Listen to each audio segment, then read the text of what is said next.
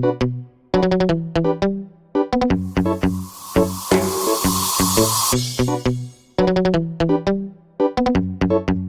Fresh on the track.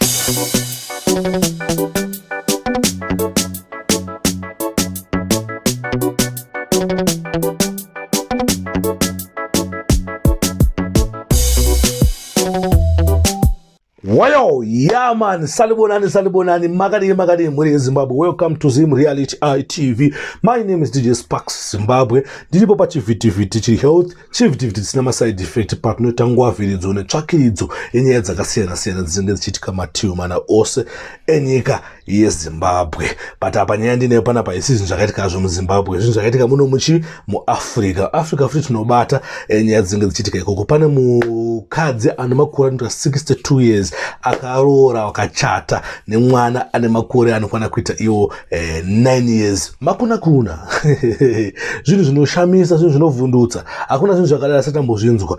Abuse yelevel repamusoro. Tisingazivi kuti zvinhu ndezvemishonga here ndezvechi, but I think ndezvemishonga because hatingati mama vane 62 years vanochata nemwana ane 9 years. Ndifo amekuona mufananidzo iri pascreen yame kuti muchato waitoitika zveshuwa ende makisi achitoita se achirohwa sezvamuri kuona pascreen apo.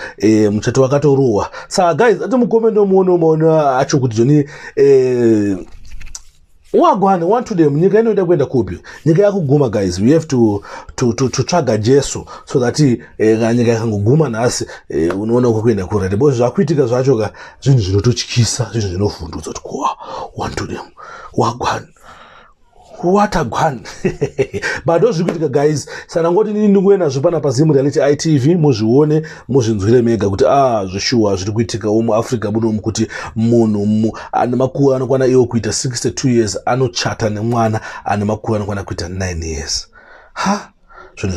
Anyway guys, thanks for watching, thanks for supporting Zim Reality TV. Kashunga sina subscribe. If first time you go pana post subscribe, please don't forget to subscribe. Usabe pana post subscribe because udoramba uchipost kwa nemwe uchi wangati posta ma days apfura esa sagara wa subscribe kuti patinokanda anything new unobva ngochibata nekukasika. Don't forget to check out page rangu riri pa Facebook rakanzi DJ Sparks Zim Reality TV, pa Instagram tiripo pakanzi DJ Sparks Zimbabwe, TikTok DJ Sparks Zimbabwe. Thank you guys. Thank you.